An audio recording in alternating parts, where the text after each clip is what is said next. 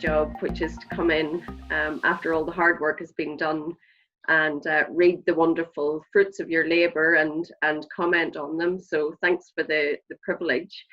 I know to the editors Delaney, Chelsea and Lloyd, and to Austen and colleagues who run this society, the fact that you can progress your interest in international law while studying and holding down jobs, etc., is really inspirational. And the work that you do is really important for us at the university because you keep the interest in international law alive.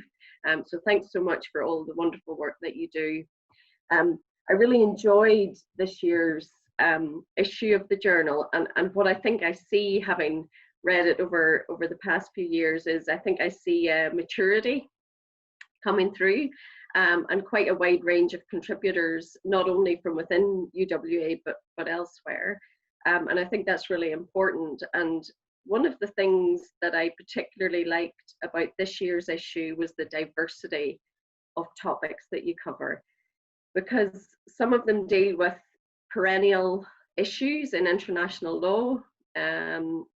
For example, Alexander's piece on the value of soft law, really interesting and an ongoing area of discussion in international law. But then you also engaged with some of those really complex and contemporary areas in international law, as well as what we might call sort of emerging areas in international law. And I'm thinking particularly there of Alessandro's paper on direct participation in hostilities, and also Marcus's paper, and I have to read the title because it's just wonderful, isn't it? Shaky Foundations, Killer Robots and the Martins Clause. So, you know, what that has managed to do is just span such a broad range of issues. And the other interesting part of it is quite a lot of comparative content in this year's issue, which I think is really important as well, and some really good analysis of methods through Benjamin's article. So I feel like you've covered a lot of ground, and probably there's something in it for everyone, which is really good, and it's not too narrow. So there's a huge scope there for lots of different scholars to pick up the journal and learn something from it.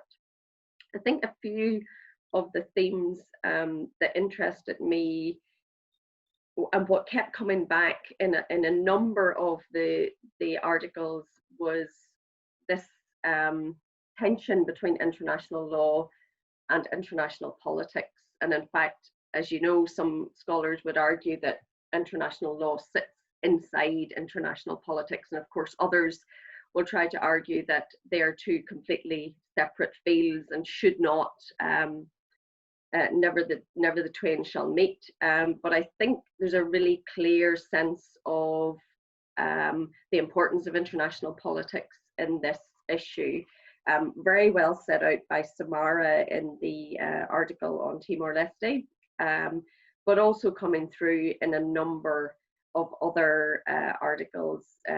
Carla's article on the World Trade Organization and TRIPS agreement, and the disagreement between the US and the EU, for example, would be one. And then, of course, Robert's a really interesting and very you know, political and topical paper on the exercise of prerogative powers and political outcomes, and, you know, spanning a number of jurisdictions and looking at really topical issues such as Trump and Brexit. And then, of course, some of the environmental issues, which I know you'll come to, and both Erica and Alexander engage with questions of international environmental law. And we know that one of the key issues in that area and in lots of other areas of international law is political will. There are solutions, but we need the political will to make it happen. And what I might do, if we have space and time, Austen, is just then use that as a chance to maybe reflect on the relevance of international law in COVID-19 and in this particular era. Because what's interesting to me is that in general, what we have seen is a strong political will. So when it comes to something like climate change, we've traditionally not respected the opinions of experts and academics and scientists. But I feel like with COVID-19, there was a strong acknowledgement of medical expertise, for example. And so very swift action was taken that actually saved lives. And that would be interesting to reflect on in the future in terms of whether we can do something similar on other critical issues that we face, even though they may not appear as immediate. I think for all of us who are interested in international law as students and as researchers and as practitioners, I feel like actually this is an era of opportunity. I feel like a global pandemic reinforces the fact that we require international cooperation as people. This is something that knows no boundaries. It does not respect borders. And so we have had to, as nation states, we have had to adopt a cooperative approach. And I feel like that does give us some potential for the future. And I think the other thing, my particular area of research is international human rights law. And I do think what we've seen is a respect for human rights, because we have seen a prioritization of the right to life, which is enshrined in international human rights law, and of the right to health. But the other interesting sort of balancing aspect of it has been the restrictions on typically civil and political rights, but also economic, social, and cultural rights in order to protect life and to protect health. And so what we've seen is quite a lot of discussion about human rights. And that, I think, has been quite a positive development. And maybe, for example, within Australia, which remains the only Western democracy without a Charter of Rights at a federal level, maybe that will be a positive that'll come from this. I think the other really interesting area, and it brings me back to my question about international politics, is how as an international community we use international law to respond to COVID-19.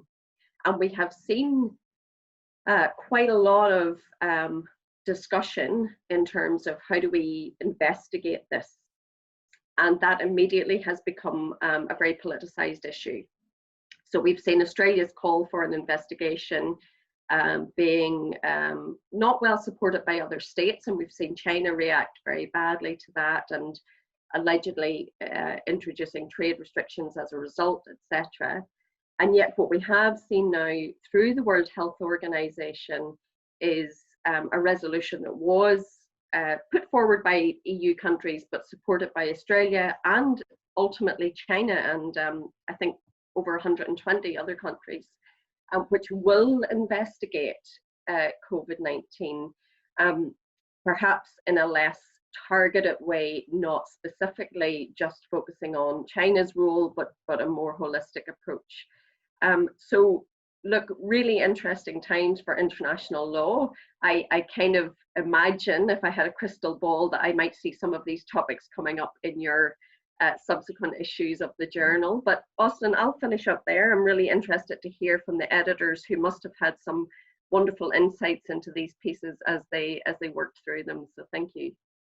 Brilliant. And thank you, Fiona, for that very great learned insight there. And yeah, it's very interesting times, international law indeed. And I hope this journal continues to be a good platform for really identifying and providing good, thoughtful discussion on these sort of matters. And I expect that definitely to happen in the future in upcoming volumes for sure.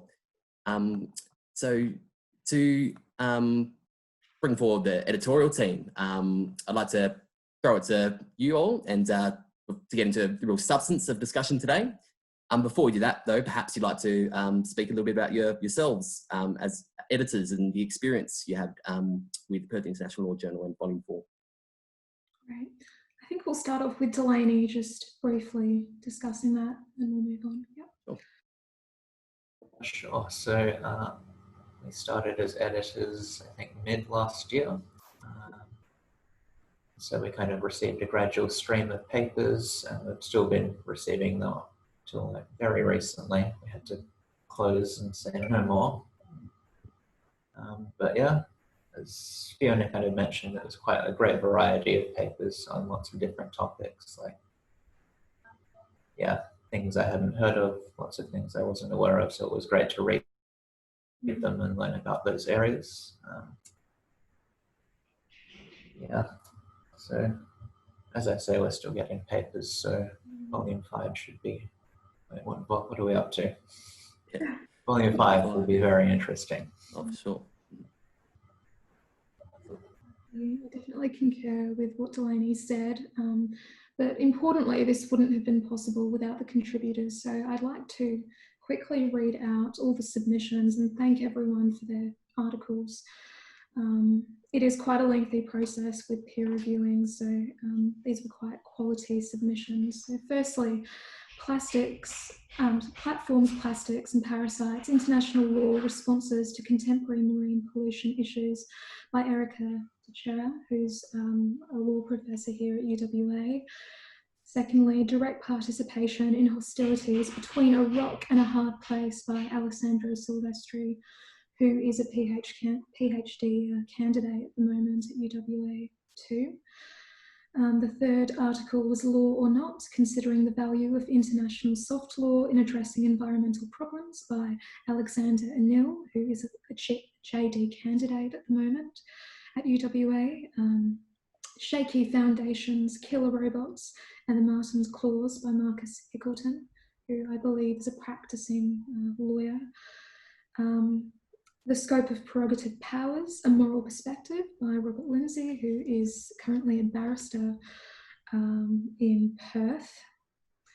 Is There a Comparative Legal Method by Jean Z. Wong, also known as Benjamin Wong, who's currently a second year JD student at UWA. Judicialization of the Arbitral Process by Bruno Zeller, also an academic and professor at UWA.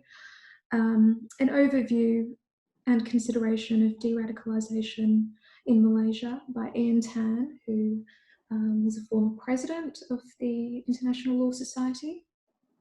Geographical Indicators under the WTO TRIPS Agreement by Carla Sangiovanni, who I understand is a practitioner. And then finally, A Spying Scandal and a Border Dispute, Timor-Leste and Australia, an ongoing saga by Samara Casa. And this was actually part of a book chapter that was published in our journal. So thank you to all the contributors.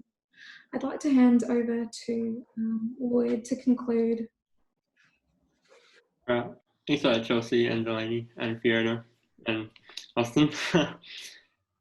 So we'd just like to finish off by thanking all the peer reviewers and the editorial board and everyone at the UWA Law School who have all been such a tremendous help. And we really couldn't do it without the peer reviewers' help and everyone else's. So yeah, thank you. Yeah, you've been a great team. All you combined peer reviewers, advisory board as well, and especially your diligence during these extraordinary times is especially to be commended as well. So I'd like to thank you once again for that. Thanks to leading that introduction there. So to move on to the substantial discussion, as has been picked up many times, we've seen once again a really diverse array of topical international law discussion with topics ranging from environmental law, international humanitarian law, and even trade-related intellectual property rights. Perhaps I'd like to kick off with a discussion on the environmental law issues featured in this edition by Erica and Alexander, namely. Issues to do with international law responses to marine pollution issues, and the value of international soft law in addressing environmental problems. So Delaney, perhaps you'd like to kick us off to start with how do you think, based on your familiarity with the articles, the increasing pressure for climate change activism, which we've seen a lot of more and more of recently, is working to influence international developments in environmental law?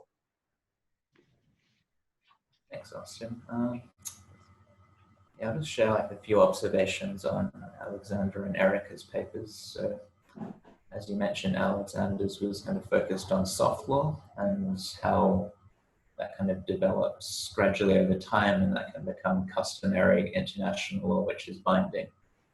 And I think one of the points he highlighted was that flexibility of soft law is one of its great assets.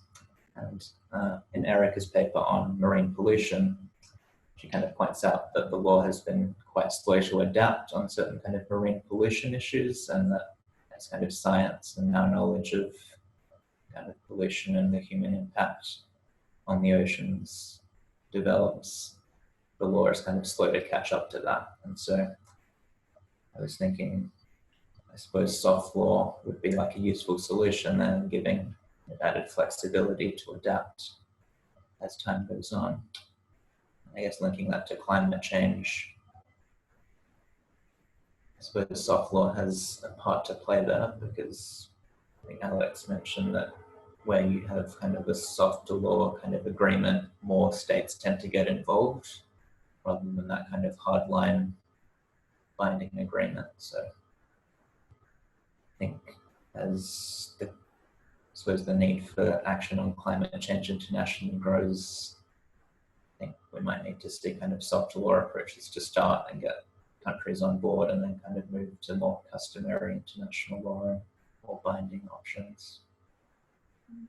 Yeah. Does anyone else have thoughts?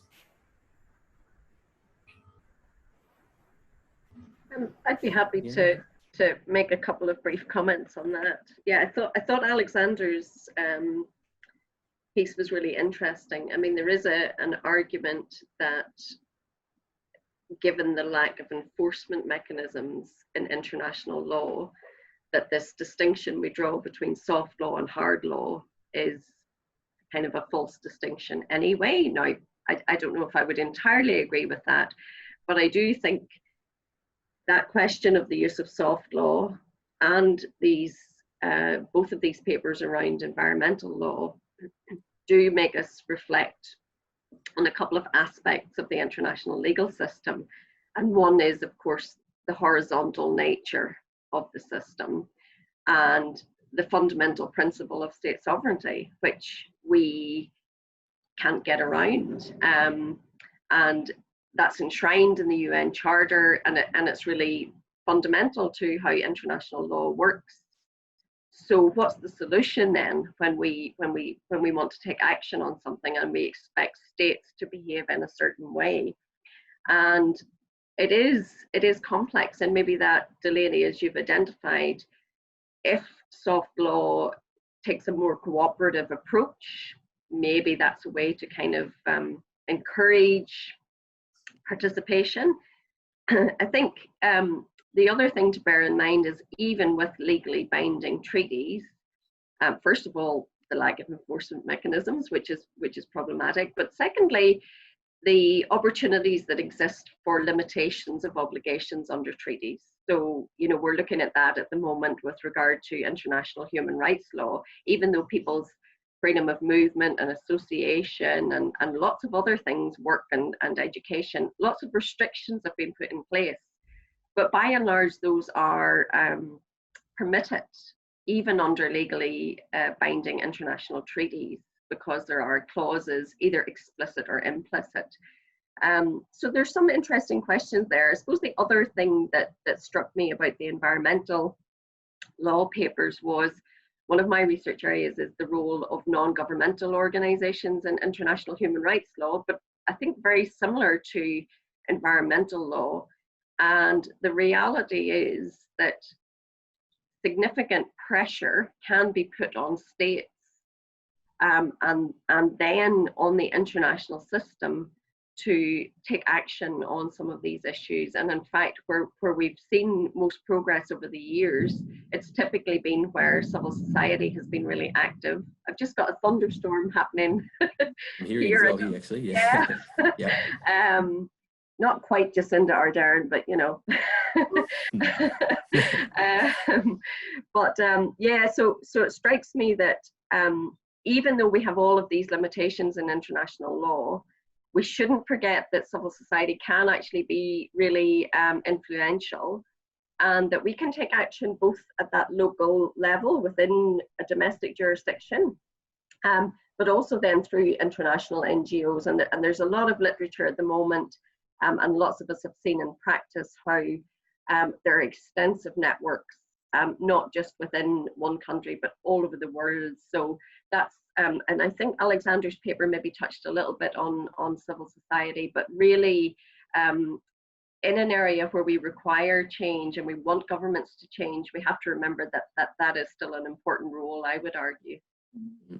Some great points you've raised there, Fiona, and I think they're especially relevant to, I've just noticed Alessandra has dropped a couple of questions in the stream about states' sovereignty and the future of international organisations. And I think the point you raised about civil society having a big role to play there, and the role of non-governmental organisations, I think you've actually answered that inadvertently, which is good to have happened, I guess. So I hope that we might finish up the discussion on the future of state sovereignty going forward in the next decades towards the end. But thanks for your question, Alessandra, and I hope Fiona's able to have provided some insight there.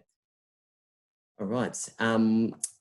So moving on to our next topic of discussion is that's the prerogative powers of nation leaders, which we saw introduced by Robert Lindsay in this edition. Chelsea, did you have some thoughts to share with us on that?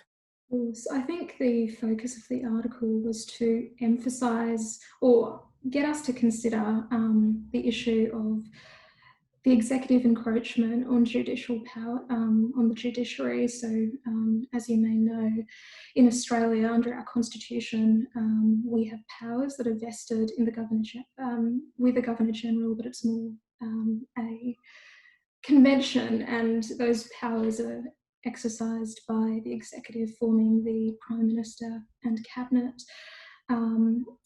Robert's article was quite interesting and very expansive in that it discussed the issue not only in Australia but with UK and Brexit in the context of Trump.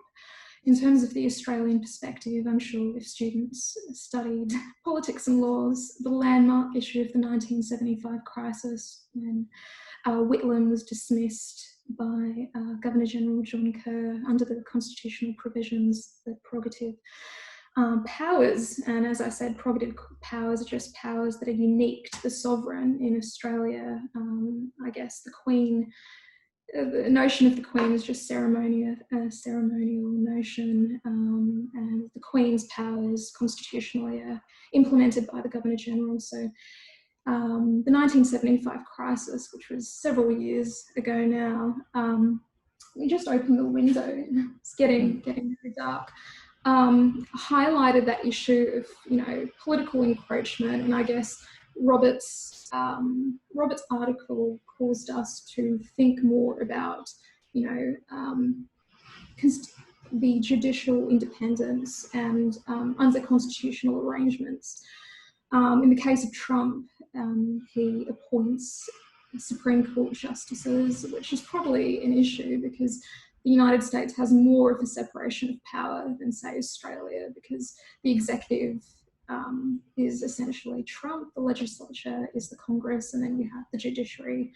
In Australia, it's slightly broader with prime ministers, the Prime Minister and the Cabinet forming the executive. So is there this encroachment and a lack of separation of powers? And to what extent is the judicial appointment process fair and transparent? Because as you know, the Prime Minister has the ability to appoint judges to the High Court as well. So yeah, I don't want to ramble on too much, but I'm not sure if Fiona has any perspective on Robert's article.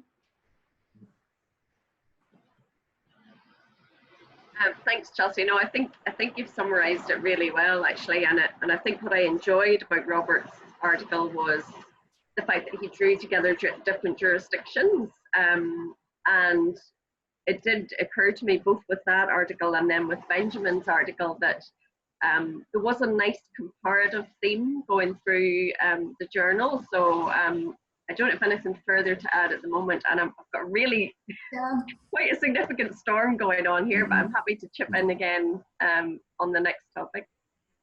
No worries.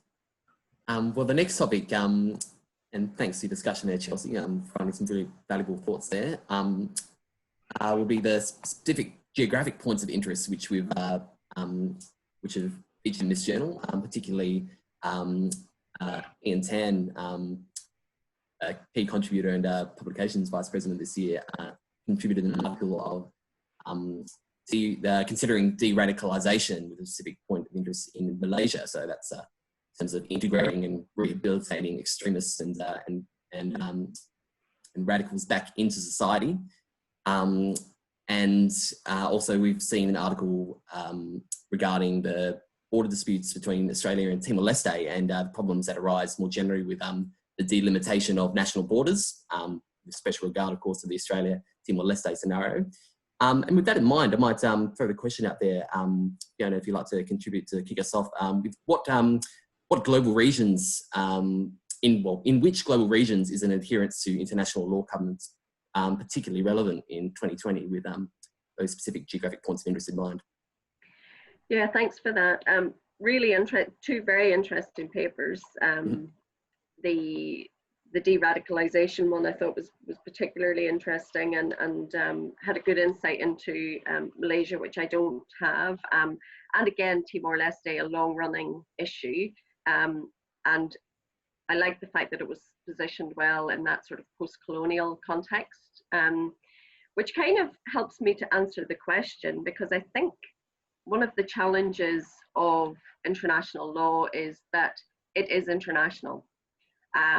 And yet, what we see is a disproportionate focus on particular contentious areas, geographical areas. And I think it only works if everyone's on board.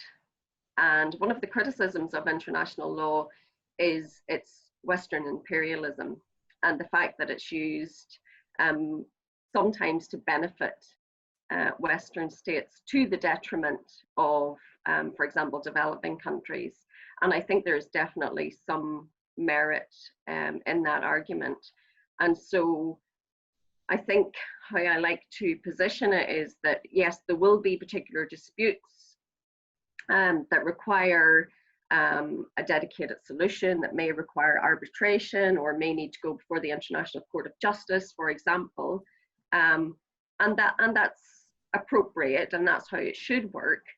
But what has happened in the past is, this disproportionate focus on particular geographical areas or particular countries, and often the dialogue is led by dominant countries. So, for example, within the UN Security Council, the Permanent Five, or even within the General Assembly or the Human Rights Council or other bodies, often it's Western states who are more vocal, often better resourced to speak to particular issues, have done research on it.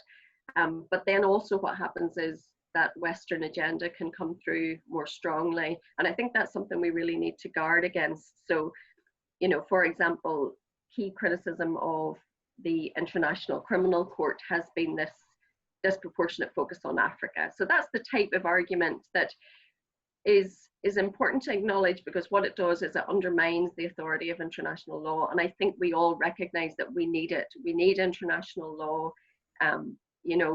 Primary objective of the UN is the maintenance of international peace and security. We know that it's not a perfect system, but it's a system that works to some extent.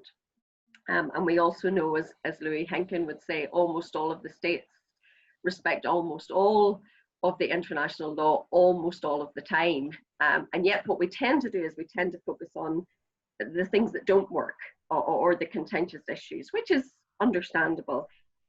I think, honestly, a key challenge coming up for all of us is to ensure ongoing international cooperation. And I think that recent tension between Australia and China is a classic example of that. And I think we need to ensure that we use all of those soft skills that sit around international law, the international diplomacy, the international relations, to ensure that we work as far as possible in a cooperative manner. And that doesn't mean that there aren't opportunities to seek judicial redress or to look for arbitration to resolve particular issues. But I think that's perhaps the key challenge that I see going forward. I'm not sure if that really answers your question, Austen. No, I think it's it does speak to the more broader issues which we face as an international community, and of course need to be considered when we deal with some of these specific geographic points of interest. So, no, valuable thoughts considered there for sure. Could I just step in? Yeah, please. We were going to ask a question regarding the World Trade Organization, but since you mentioned the tensions between Australia and China, I thought this would be a good segue. So if I could direct this to you now. Contemporary multilateral interdependence due to globalization has been magnified by the current pandemic, as you've mentioned earlier. What does the future of world trade look like, and what role does the World Trade Organization play in this? Are international law bodies, as criticised by some, more rubber stamp organisations that don't have much power to mitigate these tensions? And what role does Australia have to play as well in this context? Yeah, great question, Chelsea. Do you know what I've found really interesting recently is lots of media coverage and lots of discussion of the World Health Organization.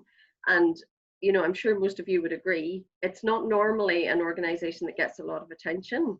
And suddenly we actually realize that it is pivotal. It plays a really essential role.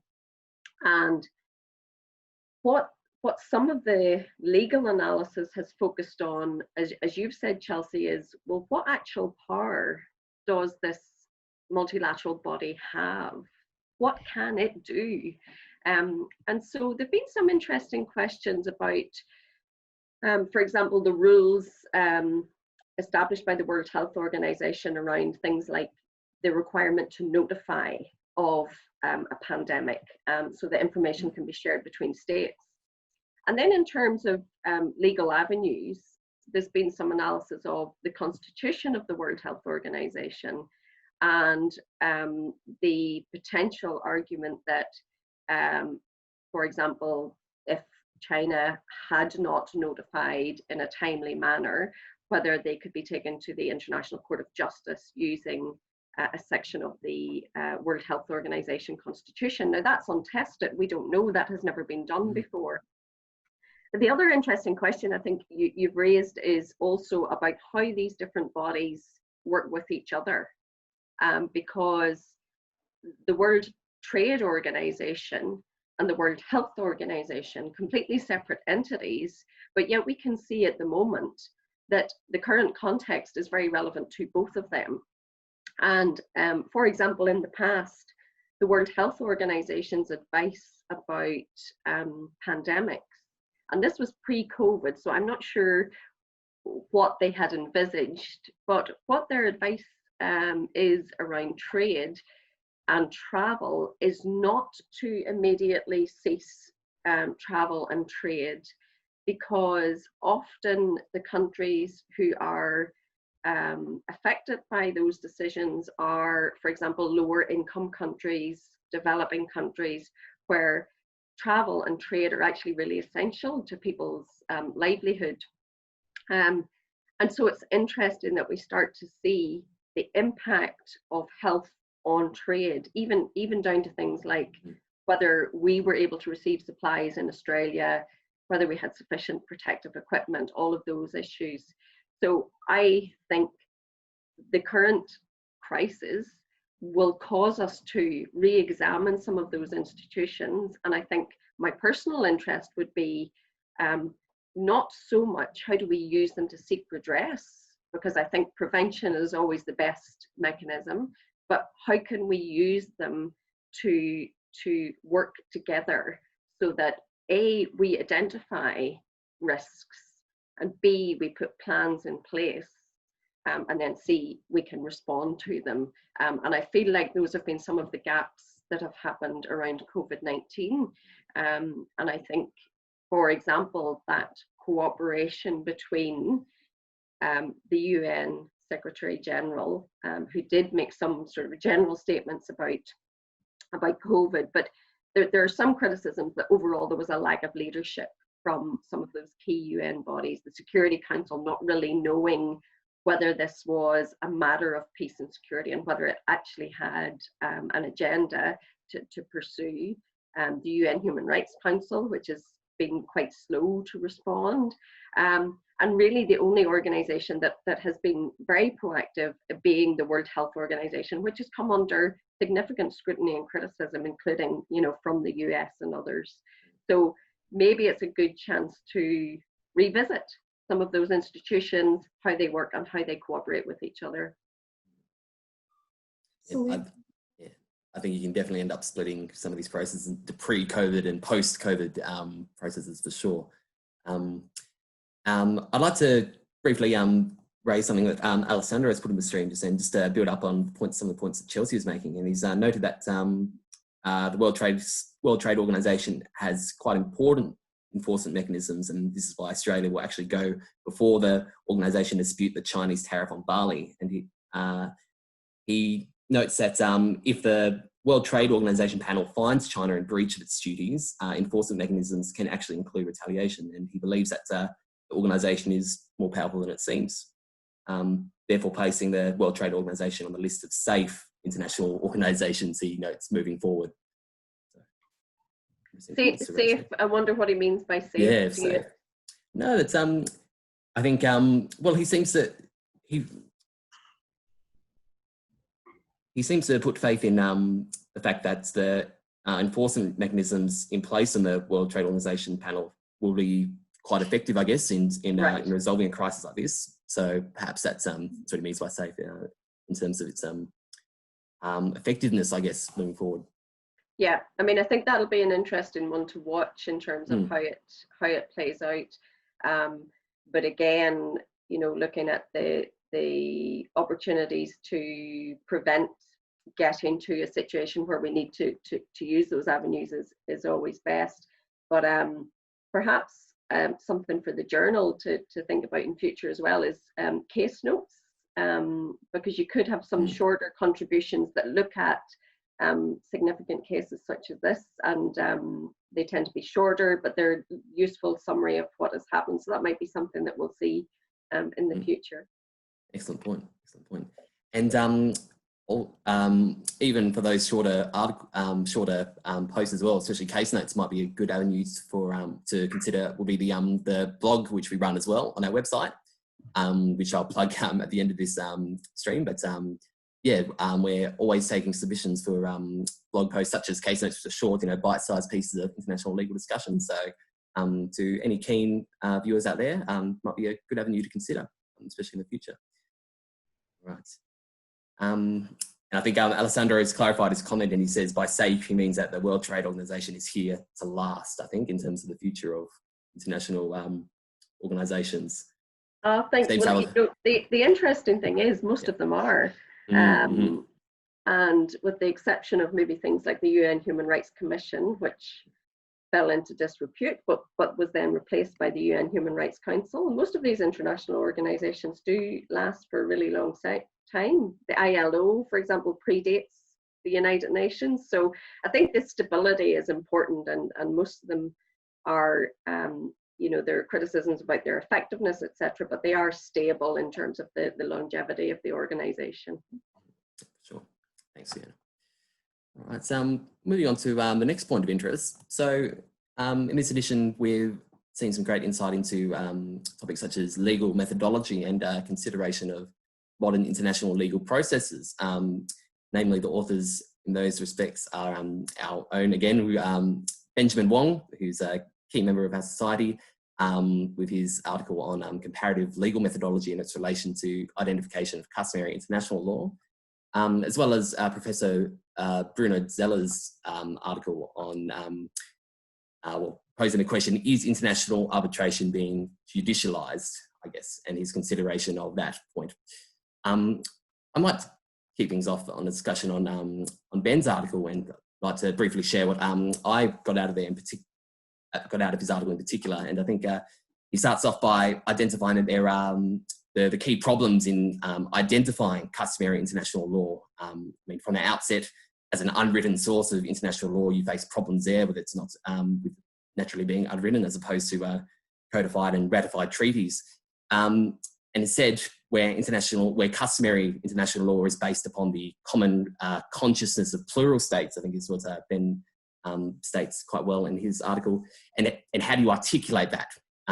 He notes that there are problems with finding material that conclusively evidences states' motivations, and even problems with how you gauge whether there is actually sufficient support for a rule of custom and corollary opinio juris to establish and assert customary international law rule.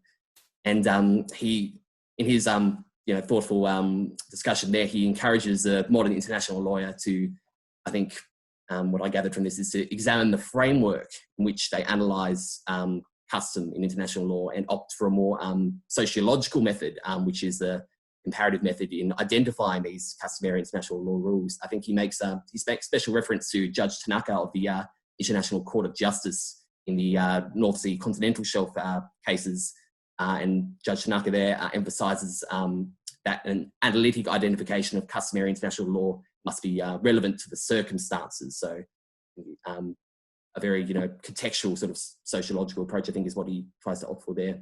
He uses the term in the article, which I rather like.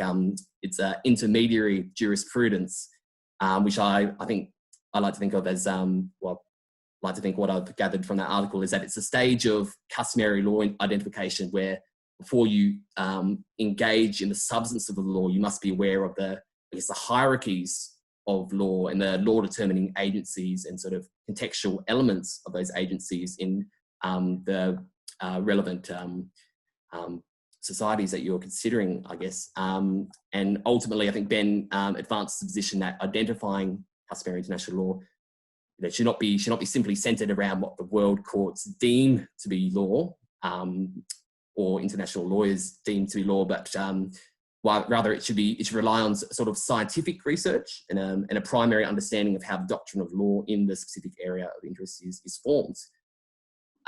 So yeah, some great insight into, I guess, modern methodology for identifying customary international law. So having said that, I guess the question which I'll put to the panel is, why is comparative law so relevant in the contemporary international law space? And I think I've tried to sort of allude to that a little bit with Ben's article there, and whether there is a case for a comparative legal methodology in identifying customary international law rules. Perhaps Fiona, you'd like to start us off with that, and Lloyd, I'll get to you after. Yeah, look, what a great paper by Benjamin, and I think he's been quite brave in terms of trying to push forward a new agenda, and I really commend him for that.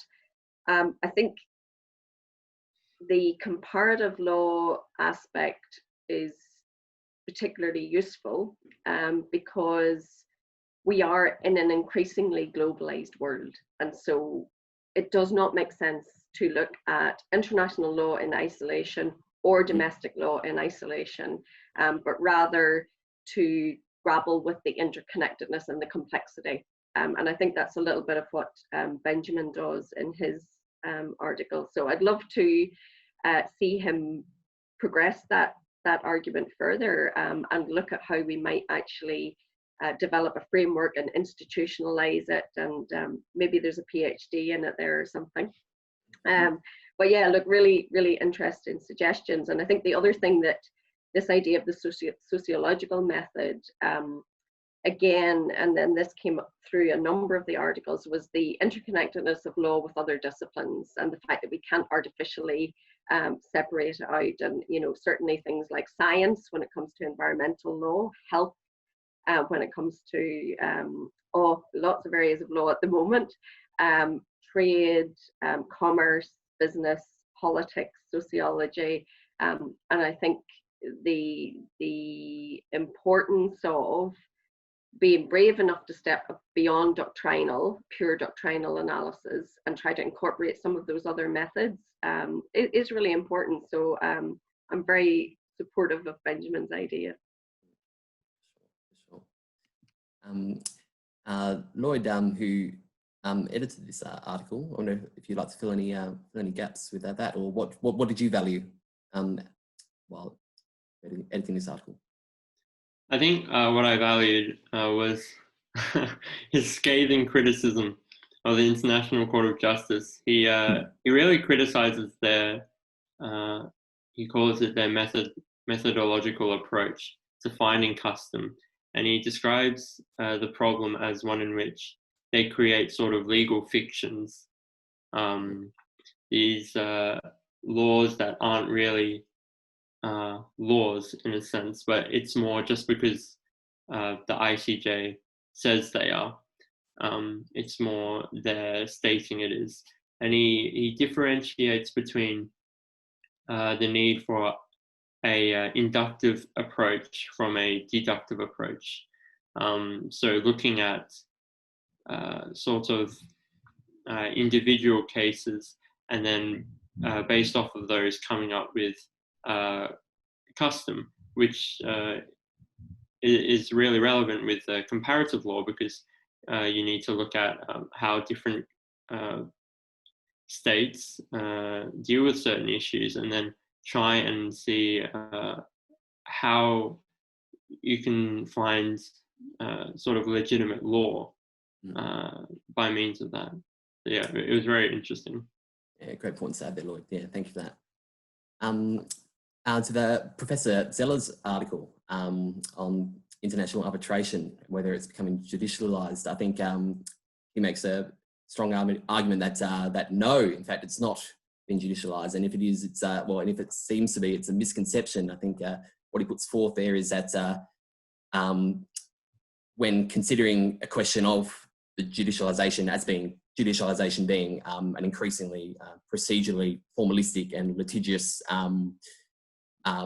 process of arbitration, or the nature of arbitration, I think he makes the important point that not to conflate the fact that in the modern, more increasingly globalized world, viewing arbitration in terms of becoming judicialized should be separated from the fact that it's naturally will mature and naturally become more sophisticated and complex to keep pace with the issues of globalization. And I'm wondering, Fiona, I'm not sure your experience in international commercial arbitration, but no. would like to share your thoughts on that. None, but I'm really happy to trust Bruno's judgment on that. I think the interesting thing is, you know, alternative dispute resolution, as we used to call it. I don't know if that term is still widely used, but you know, at a stage this was the new thing, believe it or not. But I think Bruno makes a good point, which is it is now maturing, and even within arbitration there are different forms, and so I think it is reasonable to expect that it can manifest in different ways and be used in different ways. But I think what's really important is the role that academics and others play in having that sort of watching brief, because it's not supposed to be judicialized. That's not what it was intended for. And so the fact that we have people like Bruno who are monitoring whether that is in fact happening, I think is a really important function. So again, you know, I really thought that was a useful contribution that he made. Absolutely. Thanks, Fiona. Well, look, I might move on to the final point of interest which we have on the agenda today, and that's particularly with particular reference to Alessandro's article, and that's contemporary developments in international humanitarian law. And Fiona, I might bring you up again straight away just to direct this question at you. So given your expertise in human rights and international humanitarian law, to what extent are civilian rights being infringed upon an account of contemporary military warfare?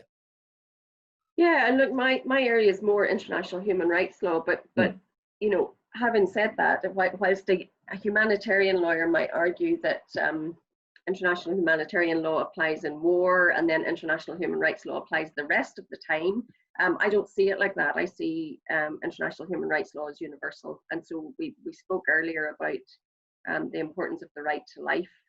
And I think one of the very uncomfortable things about international humanitarian law are some of those decisions about life.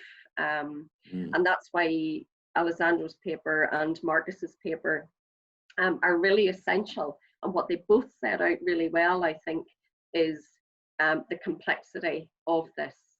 And my sense is that a real challenge is in combining our law in this area, our doctrinal analysis in this area, and then practical experience.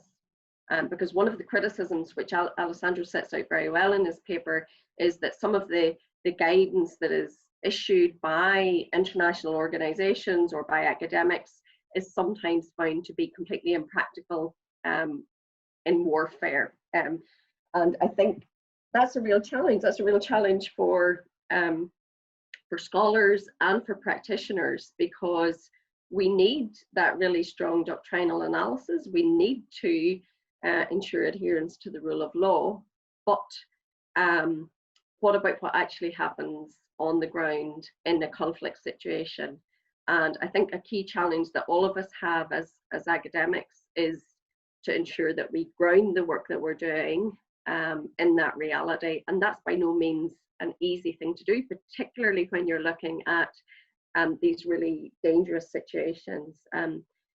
So I think to try to look at ways in which we can protect civilians, because that is one of the key purposes of international humanitarian law, that's critical that we do that. And then this idea of, you know, the revolving door, which Alessandro sets out really well, that you can sort of dip into hostilities and dip out again and be protected when you're out of hostilities, but not be protected when you're in hostilities. I think that is just so complex, and so it really does require this in-depth research like Alessandro is doing and others. I think, you know, the big challenge for international law is the nature of conflict.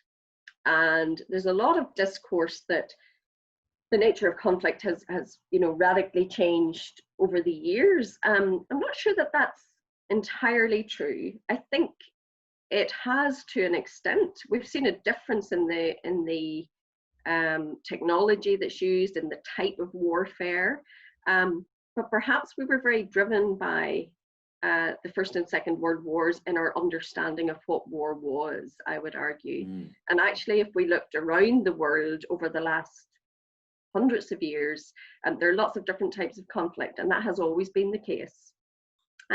So there may be a little bit of a Western perspective there that expects war to be a certain thing, and then perhaps it doesn't manifest like that.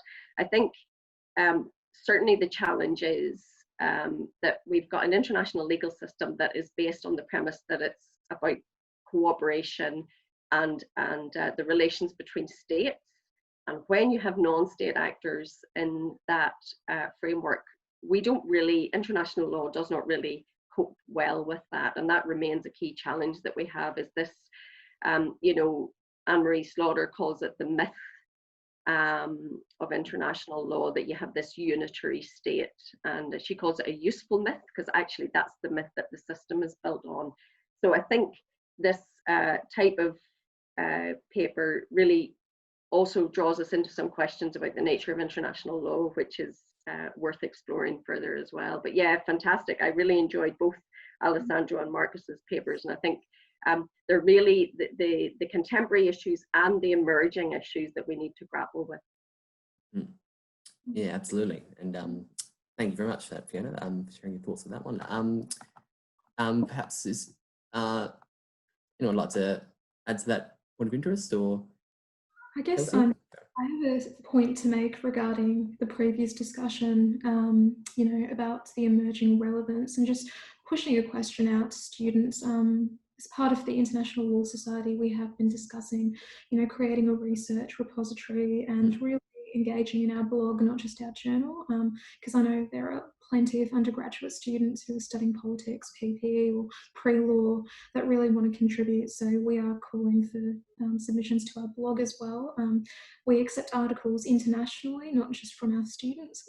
quite interestingly, we recently received a submission from India.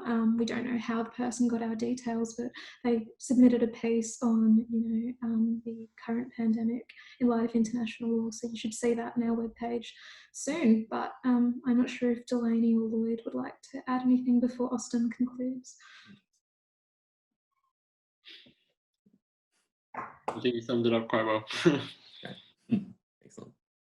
Thanks for that, Chelsea. And yeah, thank you very much to all of you. I think, yeah, Fiona, as you've alluded to, I think now it's quite a prime time for academics to really assist the international law effort, I think, in terms of research, and especially in these conflict areas, as brought up by Alessandra and Marcus, for sure. So hopefully the UWA International Law Society is a platform we continue to host relevance and thoughtful discussion, contributing to this ongoing debate.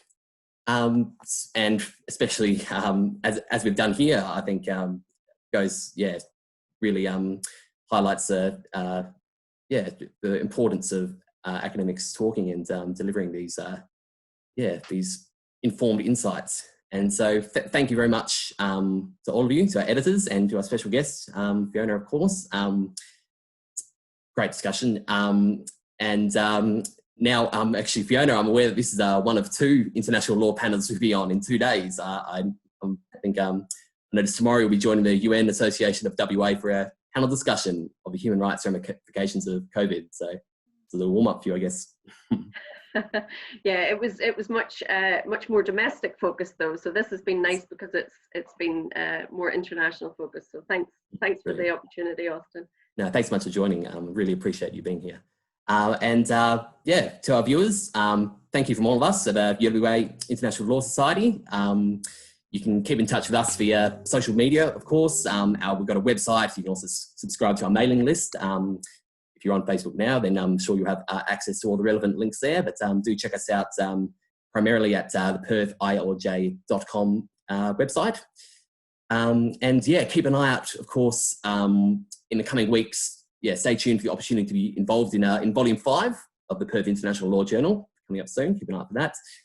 And as always, we're accepting submissions to our blog, which is on our website as well. So if you visit our website and find the relevant links there and have some, some real keen thoughts to share on topical international law, then I definitely invite you to consider submitting a piece for our blog. So yeah, stay tuned. Thank you once again to our real hardworking editors of Volume 4, our special guest Fiona. Thanks so much for providing such valuable discussion. And till next time, everyone. Thank you very much. Thanks, Austen. Thanks. Yeah.